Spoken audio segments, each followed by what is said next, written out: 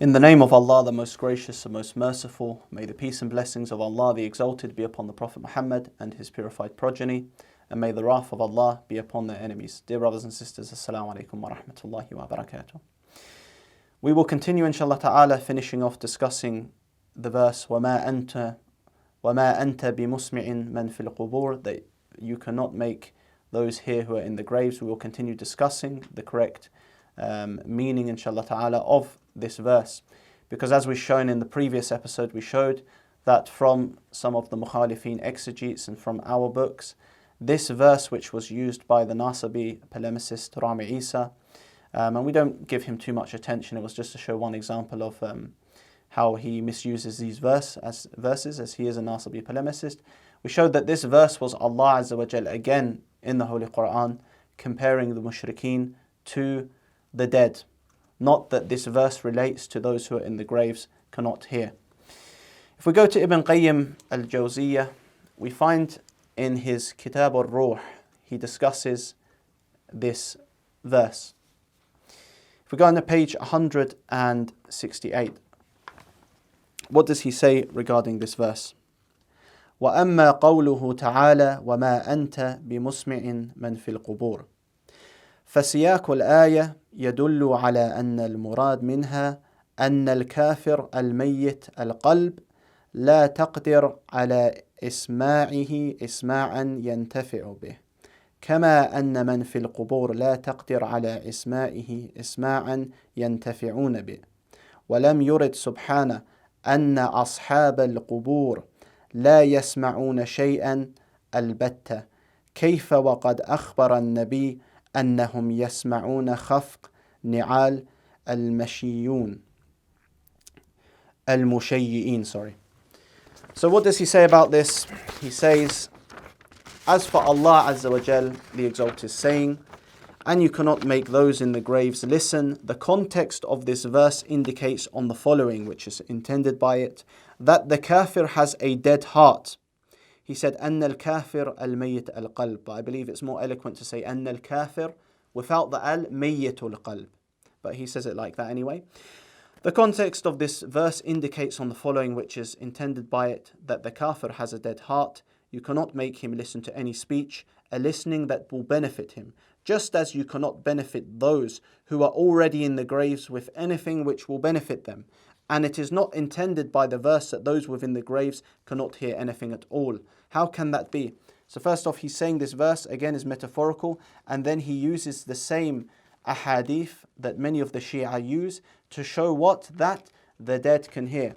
And it is not intended by the verse that those within the graves cannot hear anything at all. So Ibn Qayyim al-Jawziyya, he is negating what some of these nawasib, this verse, that they try to use against the Shia to say that you cannot say Ya Ali or Ya Muhammad. How can that be when the Prophet reported that they hear the noise of the sandals of those walking, so those walking away from the graves after the person is buried, and those who will be killed, and those who were killed in the Battle of Badr, they could hear the Prophet's words and speech. And also he mentions another evidence in their books, that when one sends salams to the Muslims who are in the graves, the brother, he can hear the salam and respond to it. Therefore, what we say from this is that the mukhalifin, they cannot use a superficial type of understanding when it comes to these verses, because we see that he quotes the same ahadith. And if I remember correctly, it was Bin Baz who also said that actually the dead can hear the footsteps as reported in this narration. But he had the opinion that he only goes to what has been reported in the narrations, rather than saying completely that the dead can hear. So this shows that this issue is not one that is black and white and is restricted completely, that the dead are not able to what? To hear in a complete sense. There's still discussion that revolves around this. So why did he say about the dead hearing the footsteps of people walking away from the grave? This is because we find, dear brothers and sisters, in an authentic hadith, and I believe there are a few of them or a couple, in Sahih Muslim, inshallah ta'ala we'll put the reference below the screen, where it says in the chapter, باب الميت يسمع خفق النعال, that a dead person hears the footsteps of the living. What did the Prophet Muhammad sallallahu alaihi wasallam? He said, reported by Anas according to their books, when a human being is laid in his grave and his companions leave, he even hears their footsteps.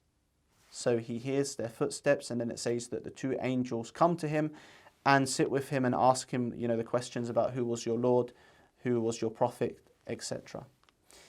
So this narration, what? It relates to questioning in the grave. It is reported in Bukhari, and more importantly, the Prophet Muhammad sallallahu alaihi wasallam said that when the companions leave, the person in the grave, the dead person, hears the footsteps. So according to the narration that we presented in Bukhari, the dead mushrikeen who were non-believers heard. According to this narration, when someone is laid within their grave, they hear the footsteps when their companions leave. Therefore, this goes to show that there is hearing for the dead, according to these authentic narrations. So what did the Nawasib try, dear brothers and sisters? They first tried to bring verses from the Quran. These verses actually went against them because they were not talking about the dead hearing or not.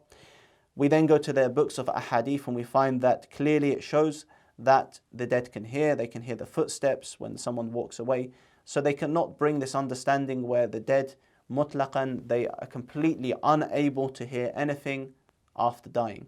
Because as we know, the souls are transferred to the next realm, and there is hearing that is able to happen. How this hearing happens, of course, this is knowledge of the unseen, and we cannot go into this ourselves. So Ibn Qayyim, he negated their understanding of this verse that some of the Nawasib polemicists use. After this, we go to the ahadith, which again disprove what they say. So inshallah ta'ala, because we finished this verse, dear brothers and sisters, let's move on to the next verse, which Rami Isa tried to use. So please watch the clip, and then we will return. هتنازل معك ان الحسين يسمعك، هتنازل معك واقول لك ماشي الحسين يسمعك. الله سبحانه وتعالى يقول: والذين يدعون من دون الله لا يخلقون شيئا وهم يخلقون أموات غير أحياء وما يشعرون أيان يبعثون. So welcome back, dear brothers and sisters. The verse that was used was chapter 16, verse 20. This verse was used by the Nasibi polemicists to say that even if you call on them, they cannot do anything for you because they are dead, etc. The dead do not hear. He used both of these verses to make these points. So let us go to the verse. The verse said, أعوذ بالله من الشيطان الرجيم بسم الله الرحمن الرحيم والذين يدعون من دون الله والذين يدعون من دون الله لا يخلقون شيئا وهم يخلقون أموات غير أحياء وما يشعرون أيان يبعثون. So those who you call upon besides Allah have not created anything, but they themselves are created. أموات غير أحياء. They are dead, lifeless, and they will not know when they will be raised up. And then the verse continues talking about Allah Azza wa Jal being one, and that none other is able to be worshipped than him in the next verse. So it seems that the Nasibi polemicists who used this verse to say that even if the dead could hear, for example, they cannot help you because they themselves are created. They cannot create anything, and they themselves are created. So who is this verse talking about? Now, as we showed from the Quran where Allah says, وَمَا نَقَمُوا إِلَّا أَنْ أَغْنَاهُمُ اللَّهُ وَرَسُولُهُ مِنْ فَضْلِهِ. We saw that Allah Azza wa Jal showed that Allah and the Prophet could enrich, according to the Holy Quran. And what we know is that any benefit that Allah Azza wa Jal, or ability He gives to someone, is not independent from Him. But this verse, how do we reconcile this? We saw as well from the previous episodes that the Prophet Muhammad sallallahu alaihi wasallam, he had abilities such as his spit merely being able to heal Imam Ali alayhi salam, to heal the eye infection that he had. And we find that there is no proof to say that the miracles of the Prophet Muhammad sallallahu alaihi wasallam finished. And likewise with the Imams, with the Ahlul Bayt alayhim salam, they also had miracles as recorded during their lifetimes. So Rami Isa again, he takes this verse out of context. If we say, for example, that creating is only for Allah Azza wa Jal, then we should say this in the sense of being independent. Can Allah Azza wa Jal bestow the attribute of creating upon His creation, that they create something out of a miracle? Yes, we find this in the Holy Quran. And we find that Allah says in the Holy Quran, فَتَبَارَكَ اللَّهُ أَحْسَنُ الْخَالِقِينَ, that Allah verily is the best of creators. Khaliqeen in this verse, in chapter 23 verse 14, is used in the plural form. This shows that there are other creators, but not in the independent sense. Allah created the whole universe, He created everything. And Allah created when there was nothing there, Allah brought this into existence.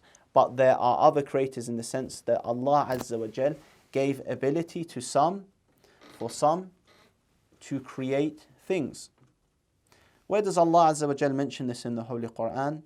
He mentions it for Prophet Isa alayhi salam in the well-known example where he says, أَخْلُقُ لَكُمْ مِنَ الطِّينِ, that He creates for you from what? From clay. And He created, Prophet Isa alayhi salam created a bird from mere clay. So this goes to show that Allah Azza wa Jal was able to bestow the ability of creating on one of His creation.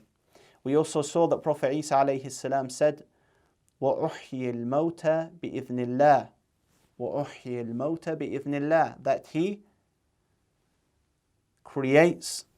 He revives the dead by the permission of Allah. Because the Nawasib, they come, and some of the ones in Baqi, they've done this, where they mock the Shia when they use this principle of bi'idhnillah. This principle bi'idhnillah is derived from the Holy Quran. Allah Azza wa Jal said this about Prophet Isa alayhi salam, that He revives the dead bi'idhnillah. So why do they come forth and mock this principle, which is clearly derived all from the Holy Quran? This is a type of 𝗦𝗨𝗕𝗏𝗦𝗧.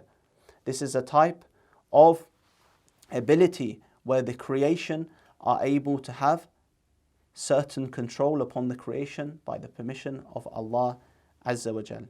So what we will do inshallah ta'ala is continue this verse in the next episode, and we will continue our analysis. Allahumma salli ala Muhammad wa ala Muhammad wa ajil farajahum wa la'an a'da'ahum. منهاجنا